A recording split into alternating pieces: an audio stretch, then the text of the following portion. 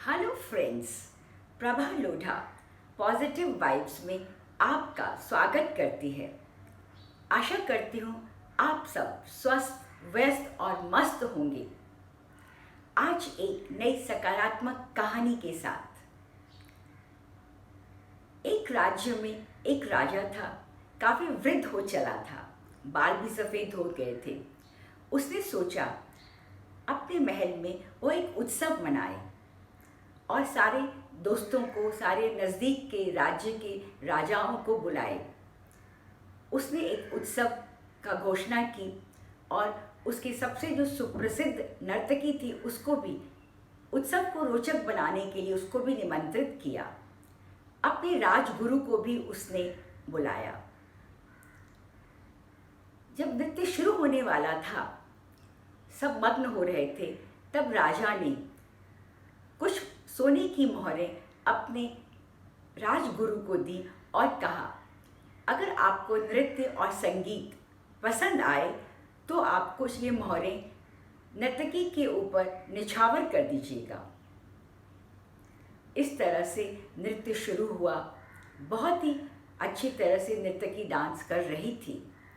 ब्रह्म मुहूर्त हो गया, लोग उसमें व्यस्त, उसमें बहुत ही लगे हुए थे। इधर क्या हुआ कि जो तबलची था उसको नींद आने लगी।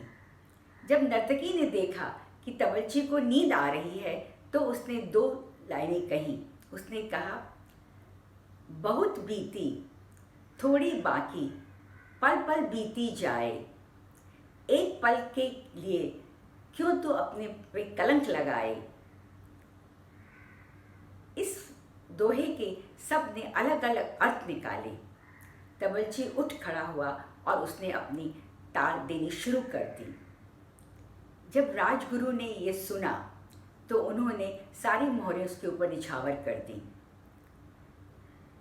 जब यही दोहा उसने वापस दोहराया तो जो वहाँ की राजकुमारी थी उसने अपने गले से नौलखा हार निकाल के उस नर्तकी को दे दिया। उसने वापस वो दोहा दोहराया तो राजकुमार ने जो उसने मुकुट पहना हुआ था वो निकाल के उस नर्तकी को दे दिया। अभी वापस वो दोहा करने वाली थी, बोलने वाली थी, तो राजा ने कहा, रुक जाओ, तुम वेश्या हो, तुमने सबों को लूट लिया है, ये ठीक बात नहीं है। तब उनके राजगुरु बोले, आंखों में पानी आ गया और वो बोले कि ये तो मेरी गुरु है, इसने मुझे बता दिया कि ज़िंदगी के मैंने इतने समय तप और संयम में गुजारे, अब जो थोड़ी सी बाकी है समय मेरे लिए, उसमें मैं यहाँ पे महफिल में आ गया और अपने तपस्या को भंग कर रहा हूँ। यह कह के मुझे ये ठीक नहीं है और मैं जा रहा हूँ। उसने अपना कमंडल उठाया और वो जंगल की ओर चले गए। तब राजकुमारी ने कहा कि पिताजी, आपने कभी मेरी शादी का ध्यान नहीं दिया, मेरी उम्र बीती जा रही है, लेकिन इसने मुझे बताया, मैं आज आपके महावत के साथ भागने वाली थी।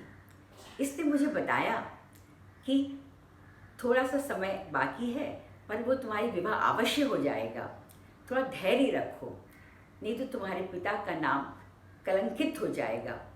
आपको इस कलंक से बचाने के लिए इसने मुझे ये दोहा समझ में आया।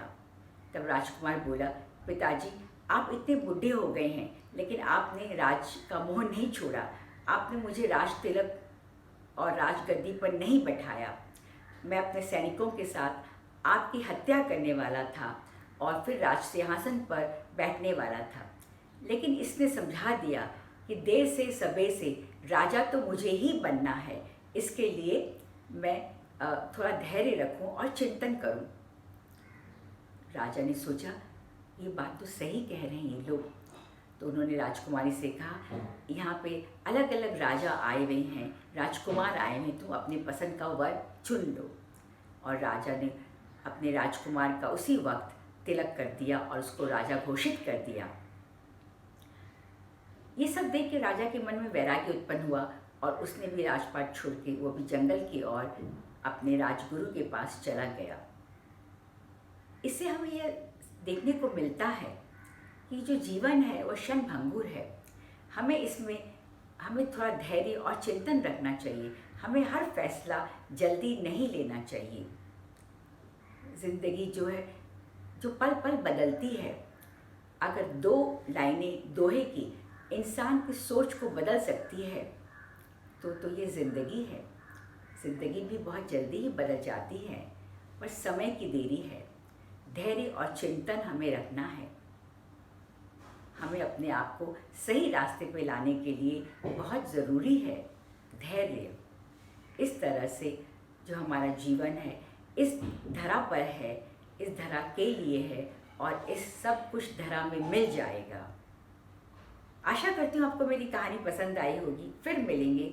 जय हिंद, जय भारत।